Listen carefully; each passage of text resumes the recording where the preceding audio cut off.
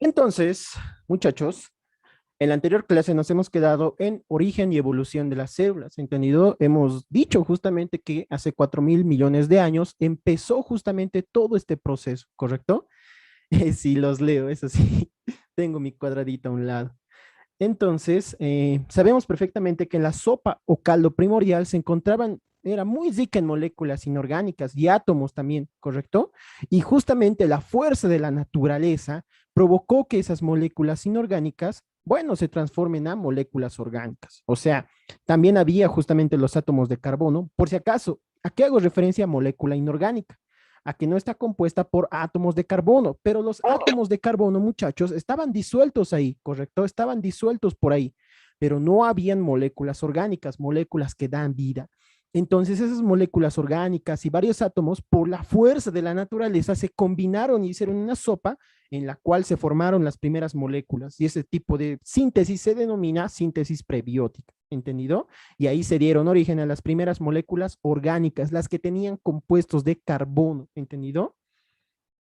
Listo, eso hemos visto en la anterior vez, en la anterior clase,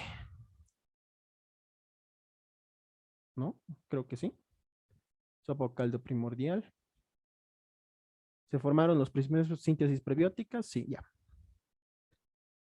De origen y evolución. Entonces, muchachos, es probable que las sopas hemos visto también, ¿no? Entonces se generaron las primeras células heterótrofas, ¿correcto? Las primeras células heterótrofas anaerobias. Y como el medio estaba muy rico en nutrientes, esas células, esas primeras células en aparecer, fueron consumiendo toda la comida durante millones, millones de años hasta que se acabó, hasta que se formó solo el agua que conocemos ahora, ¿no? En todos los recipientes, aunque en algunos lugares de nuestro planeta hay todavía justamente rastros de estas sopas o caldos primordiales, lagunas en la cual hay bastantes moléculas orgánicas e inorgánicas, ¿entendido? Solo en algunos nichos, solo en algunos donde hay bastantes bacterias que todavía se lo siguen comiendo. Eso también ya lo hemos visto justamente, ¿no? En la clase anterior. Ya después al RN, ya, la primera célula en aparecer fue estructuralmente simple, no compleja, simple, recordemos eso muy bien. Una procariota heterótrofa anaerobia, ¿correcto? El mantenimiento de la vida, pero dependió de las células autótrofas, las que podrían realizar el proceso de fotosíntesis, ¿entendido? Y estas eran bacterias. A ver, chicos, ustedes, yo les pregunto, ¿qué ser vivo produce más oxígeno? ¿Las plantas o los océanos? Bueno, en los océanos se encuentran las bacterias que producen y muchos otros microorganismos. Generalmente, muchachos, los océanos producen aproximadamente el 70% de todo nuestro oxígeno que, bueno, ahora mismo estamos consumiendo. Hay demasiados microorganismos y plantas que se encuentran en los océanos y esos producen bastante oxígeno, ¿correcto? Mientras tanto, las plantas, no mucho, pero igual las tenemos que preservar porque son muy importantes, ¿correcto? Para que no se erosione el suelo, justamente, para que no haya muchos radicales libres, las plantas absorben justamente esos átomos o radicales libres para transformarlos en, bueno, compuestos que ellos puedan sobrevivir. Esos son procesos ya que desconozco un poco porque no he estudiado de los vegetales, pero bueno, eso ya lo hemos visto justamente también, ¿no? Luego, al último, surgieron las células eucariotas. Origen y evolución, nos hemos quedado justamente aquí, ¿no? Entonces, muchachos, los cloroplastos y las mitocondrias se cree que se originaron de las bacterias aerobias, ¿correcto? Entonces, muchachos, planteamientos, no, no los conozco. Creo que sí. Hay muchos microorganismos que producen. Es, no les escucho.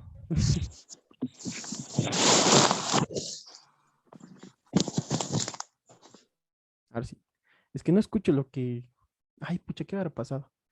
Ah, pero bueno, no tiene que ver bulla en la grabación. Pero bueno. Entonces, ya. Entonces, chicos, los cloroplastos y las mitocondrias, ¿correcto? Se cree que originaron, se cree que se originaron de bacterias aerobias. Justamente, muchachos, en todo este proceso de la evolución, muchachos, aquí está. Bueno, se originaron justamente bacterias, ¿correcto? Bacterias. Estas bacterias no eran tan comunes como se podrían decir, no, sino que estas bacterias consumían justamente oxígeno y algunas otras moléculas para fabricar ATP, la energía, la moneda de intercambio metabólico, ¿correcto? Entonces, muchachos, estas bacterias estaban nadando muy feliz, ¿no? Por todo lado, na, na, na, na, na, na, na, hasta que justamente apareció una eucariota rebelde. ¿Y qué hizo esta eucariota rebelde, muchachos? Que no tenía todavía dentro de ella las mitocondrias. Como tenía hambre, esta eucariota se lo fagocitó, se lo comió, ¿entendido? Pero esta célula, muchachos, al sentir justamente, chicos, que estas bacterias le daban energía, dijo, no, no, no, tú quédate adentrito y seguí trabajando, mientras yo te paso los nutrientes y todas las cosas. La bacteria en ese tiempo, uy, entonces se volvió dependiente de la célula desde ese momento, porque las bacterias, bueno, las mitocondrias antiguamente tenían que buscar su propio alimento y todas esas cosas, pero al ser fagocitadas por la célula eucariota, ya dijeron, ya como esta célula me trae toda mi comida, yo simplemente le doy energía, sí, así como un sugar daddy, ¿no? Listo, mientras tanto la célula se la está comiendo, ¿no? Entonces, muchachos, así nacieron las mitocondrias y los cloroplastos, ¿entendido? Los cloroplastos justamente son los primos de las mitocondrias, ¿entendido? Pero los cloroplastos, ¿dónde se van a encontrar? Se van a encontrar en las plantas, ¿entendido? Nada más. Además de que los cloroplastos justamente se dividen en varios tipos de mitocondria, en la cual vamos a encontrar mitocondrias con color y mitocondrias sin color, pero eso lo vamos a ver más adelante. Se establecieron como simbiontes, ¿entendido? O sea, que tenían que vivir justamente dentro de ellas para poder sobrevivir. Tenían que ingresar dentro de ellas, pero si salían justamente de nuevo de la célula eucariota, estas bacterias, estas mitocondrias, si salían de la célula, chicos, morían, porque ya se han acostumbrado bastante tiempo a estar dentro de la célula. ¿Entendido, muchachos? Sí, se podría decir que es un gran ejemplo del sugar daddy. Entonces, tienen un genoma de ADN circular como de las bacterias. Justamente, chicos, cuando se estuvo estudiando a la célula eucariota, se notó justamente que una organela dentro de ella no era semejante a las demás, no, sino que tenía una doble membrana. Además que en su interior tenía material genético, y ese material genético lo vamos a denominar ADN mitocondrial, ¿correcto? Entonces, una pregunta de examen, chicos. Endo, sí, es lo mismo, es lo mismo. Entonces, muchachos, endo significa que está dentro. También hay exosimbiosis, es cuando algunos parásitos se pegan justamente a la membrana y no ingresan adentro, sino que lo matan desde afuera. Esa es la endosimbiosis, pero esos son microorganismos muy complejos.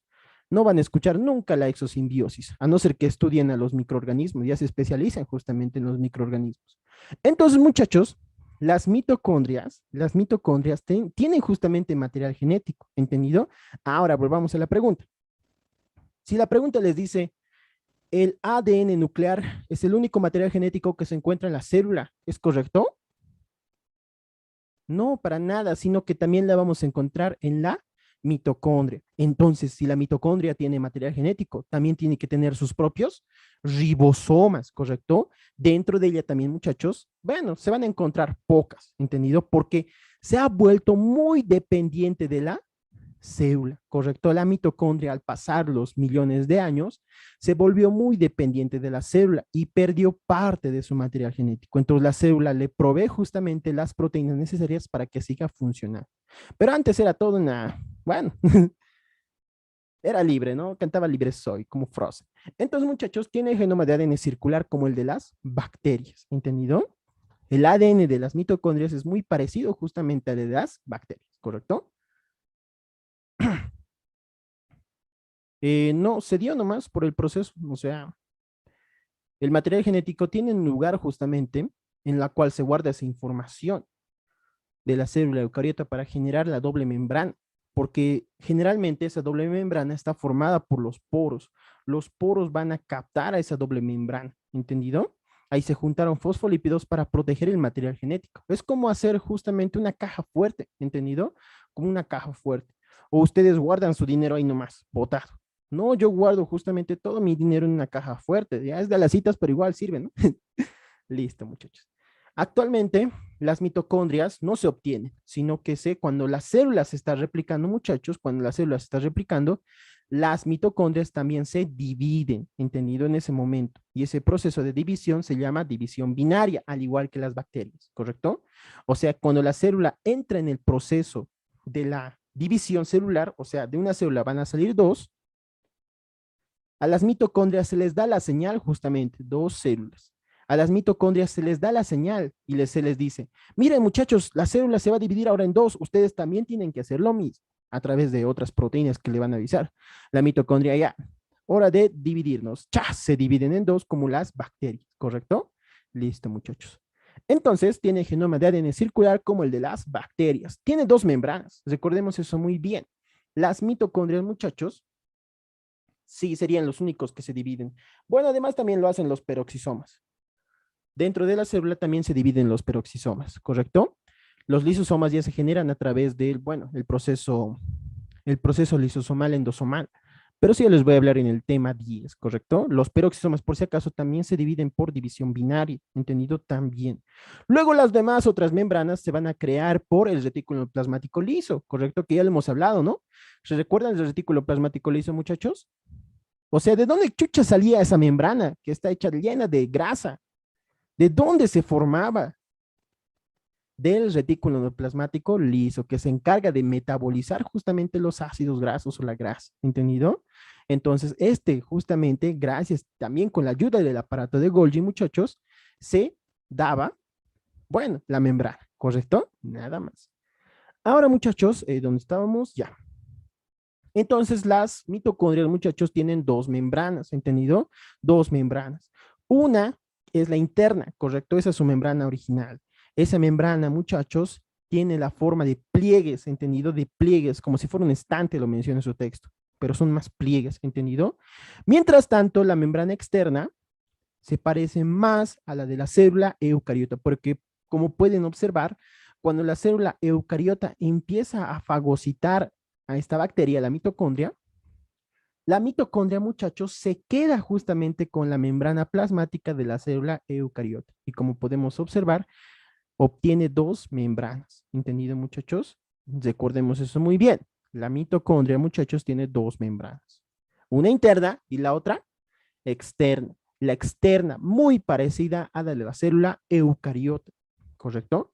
Mientras tanto, la interna, muy parecida a la de las células procariotas. Es por eso que se da esta hipótesis justamente de que la mitocondria provino justamente de las bacterias, ¿correcto? Y que se acopló al interior de la célula, bueno, por el proceso evolutivo, ¿no? En ese tiempo la célula comía de todo, ¿no? Así como los cavernícolas, ¿no? Todito comían, ¿no? Plantas, lo que sea, pero descubrieron que había plantas con pinchos, entonces ya no comían eso porque les generaba dolor y así. Es el proceso evolutivo, ¿no, chicos? Listo, ustedes también ahorita están evolucionando. Ustedes están evolucionando porque están estudiando, se podría decir. Esos genes ahorita, los que ustedes tienen, están guardando toda la información de lo que ustedes están haciendo, su carácter, su actitud, su conciencia, todo, todo, todo. Entonces, chicos, eso le van a pasar a ustedes a sus hijos, ¿entendido? Entonces, cada vez que, digamos, yo antes le decía eso a mi mamá me decía, ¿por qué eres tan flojo? Bueno, de salir de vos, le decía, era que vos dejes de ser floja, y me ha dado su chanclazo, pero bueno, no hay que contestar nunca a la mamá, ¿no? Entonces, muchachos, se volvieron dependientes del ADN cromosómico de la célula huésped, ¿entendido? Poco a poco, las mitocondrias, muchachos, las mitocondrias tenían todo su material genético completo, podían vivir tranquilitas, ¿correcto? Generando sus ribosomas, todas esas cosas, ¿no? Tiene ribosomas en el interior de la mitocondria. Pero cuando ingresó al interior de la célula, chicos, ya se volvió dependiente, ¿correcto? Entonces, poco a poco fue perdiendo justamente su material genético, ¿entendido? Y así, entonces se volvieron súper mega dependientes de la célula eucariota, ¿correcto? Nada más. Ay, no. Listo, chicos, ya estamos finalizando. Nos faltan unas dos diapositivas más. Patrones celulares y los grandes grupos de seres vivos, ¿correcto? Vamos a ver, vamos a estudiar un poco ahora los reinos según Linneo, ¿entendido? Linneo. Ahora, según Linneo, vamos a encontrar, muchachos, que el reino animal, antes, según Linneo, si no me acuerdo muy bien, Linneo daba a todos los seres vivos en dos reinos nomás, los ponía en dos reinos, animal y vegetal, ¿no? Animal y vegetal, nada más. Pero aquí había muchas inconsistencias donde entraban los hongos y esas cosas, ¿no? Había otros tipos de microorganismos, pucha, este era un problema. pero poco a poco fue evolucionando justamente esta descripción de los grupos de seres vivos. En el reino animal vamos a encontrar los heterótrofos, excepto los parásitos que se alimentan por ósmosis. Esto es chistoso. Hay hartos, muchos tipos de parásito, muchachos, muchos, muchos. Algunos se alimentan simplemente por ósmosis, o sea, una vez que llega el alimento, ellos, estos lo absorben, así nomás, nada más. Es el proceso de ósmosis, cuando el agua pasa de un lugar hacia a otro lugar por la concentración de los sustratos, que esto les voy a mencionar mejor en el tema 4 de tejidos, ¿correcto? Y el reino vegetal. Pero esta división de Linnaeus se mejoró, se podría decir, aunque se mantenió, pero se mejoró. Entonces, muchachos, fueron creadas otras divisiones. Ya aquí se formaron los 5 reinos más importantes. Una de ellas es la monera. En el reino monera, muchachos, ¿qué vamos a encontrar? A todas las bacterias, ¿correcto? A todas las bacterias. Yo como me acordaba justamente de este reino, porque hasta ahorita me siguen preguntando, pinches doctores. Ay, no, no me cansa. Pero bueno, entonces muchachos, yo como me acordaba, una bacteria morena, así como yo, ¿no? Me han visto bien, soy bien morenito. Entonces, imagínense a mí, yo con una bacteria nadando ahí. Uy, no, listo, muchachos. Una bacteria gordita, ¿no? Ahora, muchachos, monera, bacteria negrita. Por eso le he puesto justamente una bacteria negrita, ¿no? Monera, monero, ¿no? Bueno, ustedes me entienden. El reino protista. Protista. En el reino protista, ¿qué vamos a encontrar? Las células eucariotas, unicelulares o pluricelulares.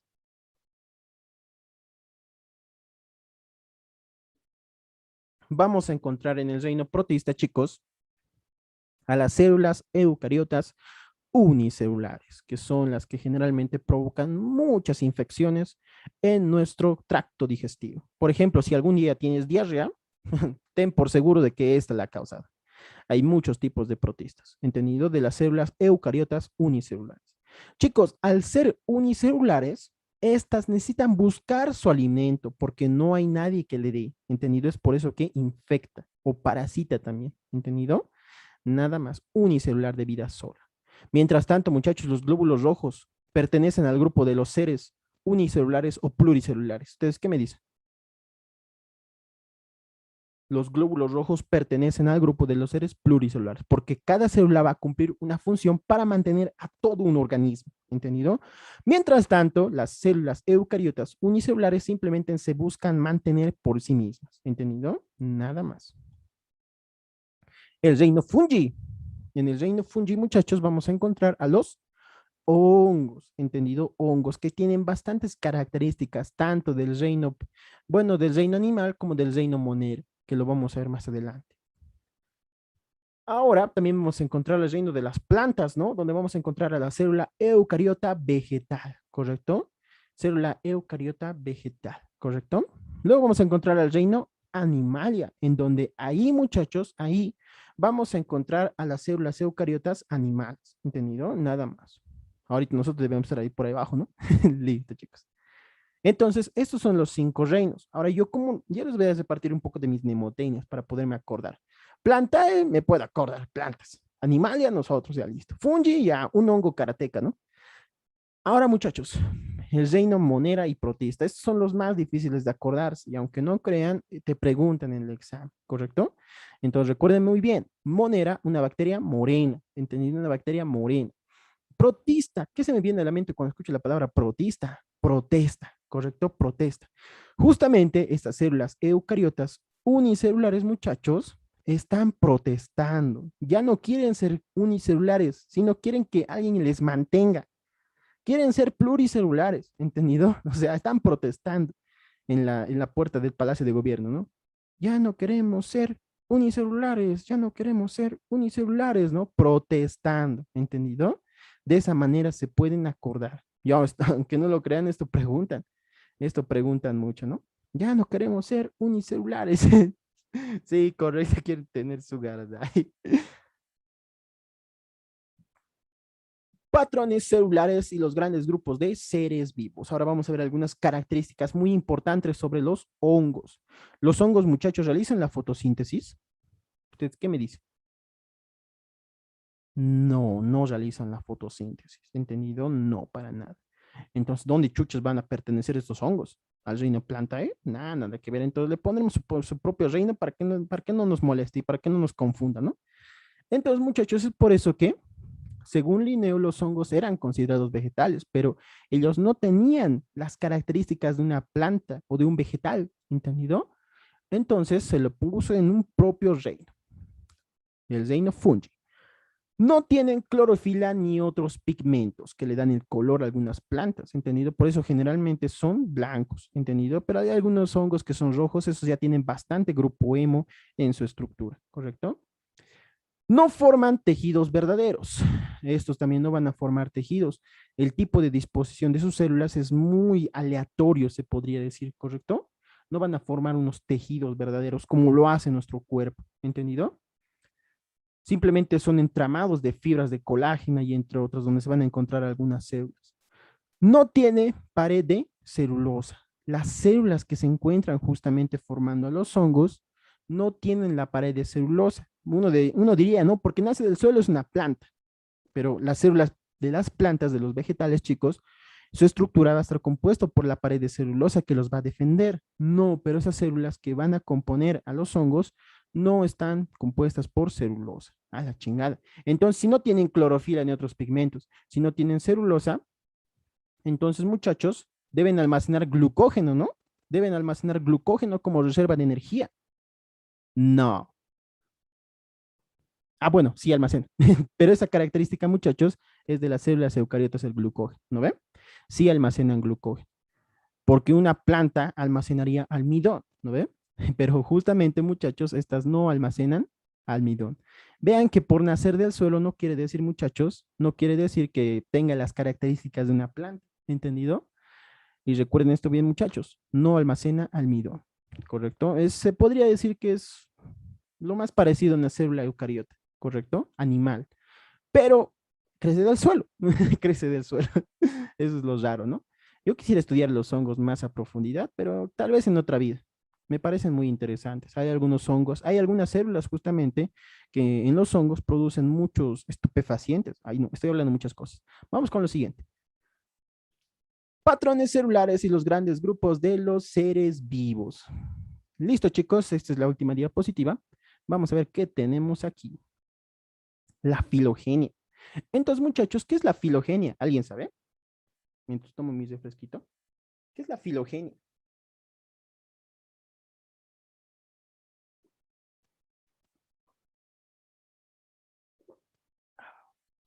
¿Nadie?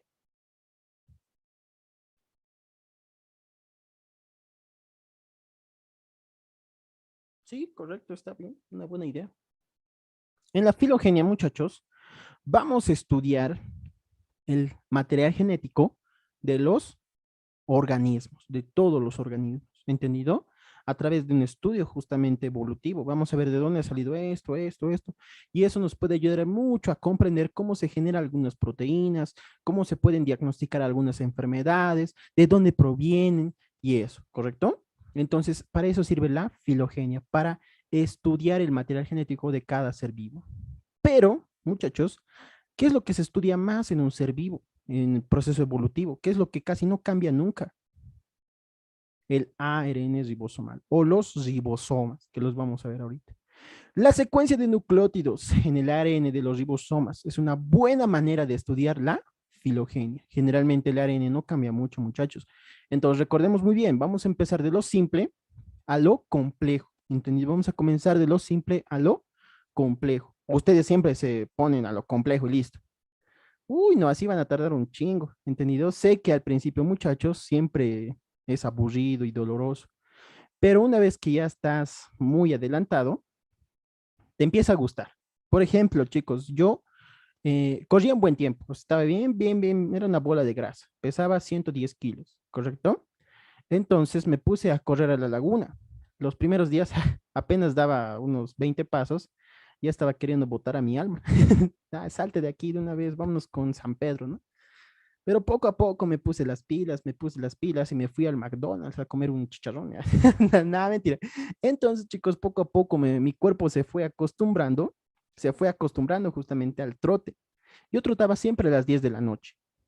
Entonces, poco a poco mi cuerpo se fue acostumbrando, poco a poco, y así hasta que evolucioné, se podría decir, bajé muchos kilos, aunque sigo subiendo, pero bueno, eso ya es otra historia. ¿Entendido, muchachos? Entonces, ¿esto qué quiere decir? Que el proceso evolutivo es bueno y ustedes se tienen que acostumbrar a los cambios, ¿correcto? Nada más. No, a mí nunca me pasó nada. Todas las células tienen ribosomas, recordemos muy bien. ¿Para qué sirven los ribosomas? ¿Y cómo están compuestos los ribosomas, chicos? ¿Cómo están compuestos los ribosomas? A ver. El ARN ribosomal más proteínas, ¿correcto? Los ribosomas, chicos, están formados por ARN ribosomal y proteínas, ¿entendido? Entonces aquí pueden ver justamente un grupo ribosomal que está compuesto también por dos subunidades, la subunidad mayor y la subunidad menor. Y justamente la secuencia de nucleótidos del ARN que constituye a estos ribosomas, vamos a comenzar a estudiarlos eso, porque entre los organismos casi no cambia mucho. Y así vamos a poder saber de un organismo de dónde chuches ha salido, el otro de dónde ha provenido, de aquí, y así, ¿correcto? Y esa es la filogenia. Entonces, muchachos, al ARN, por eso al ARN ribosomal, se lo ha considerado un reloj biológico, ¿correcto? Un reloj biológico. Se lo considera así. Cuidado que les pongan, el ARN mensajero es considerado un reloj biológico. No, el ARN ribosomal, ¿correcto? Porque es constante entre las especies, ¿entendido? Es constante. Nosotros tenemos un ARN ribosomal muy parecido justamente al de los monos y los primates, ¿entendido? Entonces se cree que justamente nosotros hemos provenido de ahí, ¿entendido? Nada más, muchachos. Ah, sí, correcto, está bien, buena idea. Reloj R, ¿no? Para relacionar. Listo, chicos. ¿Ves? Tienen que buscar su propia mnemotecnia, ¿no? Para poderse acordar. Sé que al principio no se van a poder acordar bien, pero con las mnemotecnias ayuda bastante. ¿Entendido? Entonces, R de reloj. R en el ribosomal de reloj. ¿Correcto, chicos? Ahora, si tienen alguna mnemotecnia que aportar, bienvenido, ¿no? El ARN ribosomal es bien conservado, ¿correcto? Se mantiene justamente la secuencia de nucleótidos. Y lo vuelvo a replicar. Es por eso que se lo estudia. Además, muchachos, que los ribosomas tienen tres tipos de ARN, ¿correcto? Vamos a verlo. En las procariotas vamos a encontrar que tiene 5S, un peso molecular de 5 Berger, ¿entendido? ¿Eso qué quiere decir un peso molecular? O sea, los nucleótidos, chicos, tienen un peso, ¿entendido? Los nucleótidos. Los nucleótidos, ¿cómo están compuestos? Por un grupo fosfato, ¿no ve? Un grupo fosfato, una hexosa, ¿no ve, chicos? Una hexosa, ¿no ve? No, una pentosa, correcto, una pentosa. La casita, ¿no? La casita. Tan, tan, tan, tan, tan, tan. Así. Bueno, la casita.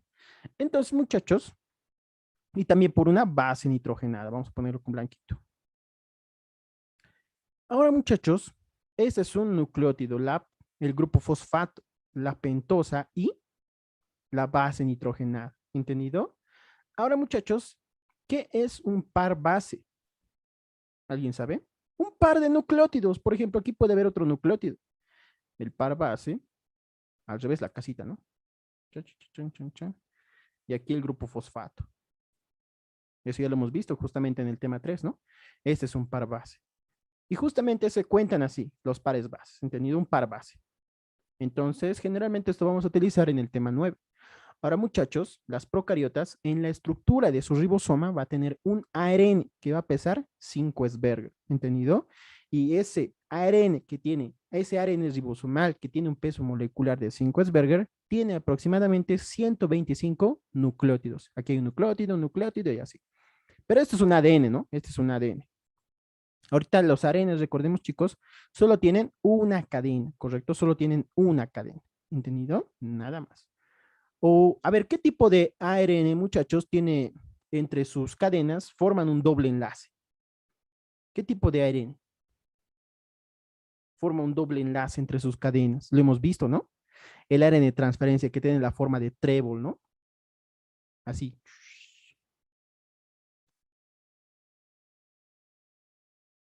Así, ¿no? Entonces, muchachos, justamente en algunos sitios de esta cadena, de esta solitaria cadena de ARN de transferencia, en estos sitios, muchachos, se van a formar enlaces, ¿correcto? En la cual le va a dar ese aspecto de hoja de trébol, ¿entendido? Nada más. Entonces, muchachos, ese ARN es una cadena, entonces va a estar compuesta de 125 nucleótidos, correcto, los puentes de hidrógeno. Ahora, otro tipo de ARN que se encuentra en las bacterias o en las células procariotas. Este sí se lo tienen que acordar. Este es el más importante, ¿entendido? Porque los nucleótidos son constantes en este tipo de ARN ribosomal que forman los ribosomas, ¿entendido? Es el de 16 Esberger, el más utilizado en el estudio, ¿correcto? Es el más utilizado en el estudio cuando estudiamos a las procariotas, el 16 Esberger. Y también vamos a encontrar el de 23 Esberger, que tiene 2.900 nucleótidos. Un peso molecular de 23 Esberger y 2.900 nucleótidos, ¿correcto? Ya hemos estudiado los tipos de ARN ribosomal que vamos a encontrar en las células procariotas. Pero ¿qué chuchas? ¿Dónde se encuentran las eucariotas? ¿Qué tipo de ARN ribosomal se encuentra? La vamos a ver. Igualmente, 5 Esberger. Miren, chicos, 18 Esberger. Vean que aquí nomás se cambia, ¿no? El peso molecular. Entonces debe tener, a ver, quién tiene más nucleótidos en el ARN ribosomal? El de 18 Esberger, ¿no ve? O el de 16 tiene menos nucleótidos. Correcto. El de la eucariota justamente tiene un peso molecular, bueno, 2 puntitos más, ¿no? Y eso quiere decir que tiene un poco más de nucleótidos, ¿correcto? Y también vamos a encontrar en las eucariotas el de 23 Esberger. Entonces, como pueden observar, muchachos, estos tipos de ARN se van a encontrar ribosomales en las procariotas y eucariotas. Y vean cuál es la diferencia, chicos. Solo en este. Este pesa menos y este pesa más. ¿Entendido? Y es el proceso de la evolución, se podría decir. Ahora, muchachos, vamos a ver cómo nacieron justamente las células. ¿Entendido? Justamente antes, hace 4.000 millones de años, había una célula primordial. ¿Entendido? Aquí está. Este grafiquito está en su texto, ¿no? Está en su texto. Ahora, muchachos, esta célula primordial se dividió en dos grupos principalmente, ¿no? Aquí está. Esos fueron los dos grupos. Arquea y bacteria, ¿no? ¿Lo han visto, chicos? De esa célula primordial nacieron dos grupos, ¿no? La arquea y la bacteria. El grupo arquea y el grupo bacteria. ¿Entendido? Listo, muchachos. ¿Y de la arquea qué nació, muchachos? ¿Qué reinos más nacieron de la arquea? ¿Alguien sabe? ¿Nadie, nadie?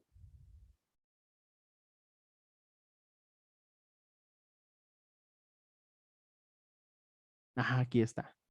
La arquea y la eucaria, ¿correcto? Entonces, muchachos, a ver, háganme recordar, no me acuerdo por qué era arquea. ¿Por qué dice aquí arquea? ¿Qué dice en su texto? Ahorita no me acuerdo bien.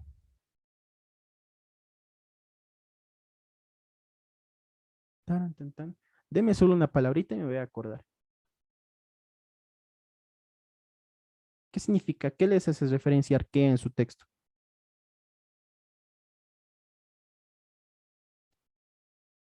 Procariotas, metanógenos. Tiene paredes. Mm. Ah, ya, ya.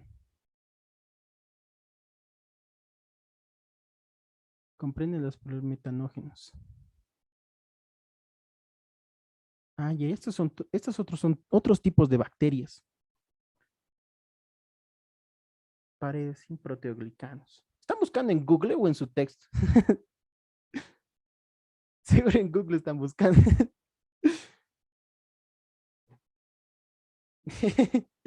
Ya, chicos. Entonces, justamente el reino arquea se va a dividir en dos puntos, ¿correcto? En dos grupos, se podría decir, donde van a ser las eucariotas animales, y otro grupo justamente bueno, se va a seguir continuando, ¿correcto? Este grupo arquea, ahorita no me acuerdo muy bien, pero son células que van a tener justamente en su estructura los proteoglicanos, como mencionaron. Además que estos de la arquea son generalmente bacterias, pero de otro tipo. Ahorita no me acuerdo bien, pero bueno. Ya tienen tarea, chicos. Tienen tarea. Averigüen. Yo esto no me acuerdo porque ya no lo hemos visto nunca más en la U. Pero bueno, dice que produce gas metano. Ya estos son bien cochinos de la arquea, entonces, ¿correcto? Listo, muchachos. Entonces, como podemos observar, muchachos, esto, ¿por qué les he puesto? Porque fue una pregunta de examen, ¿correcto? Porque fue una pregunta de examen. Nos decía que el reino de Arquea va a dar origen a las eucariotas, al reino eucaria y a otras bacterias. No, a bacterias, decía. Pero la bacteria se dividía justamente de la célula primordial, ¿entendido? Entonces, nada que ver. Da continuidad justamente a su reino Arquea, ¿correcto, muchachos?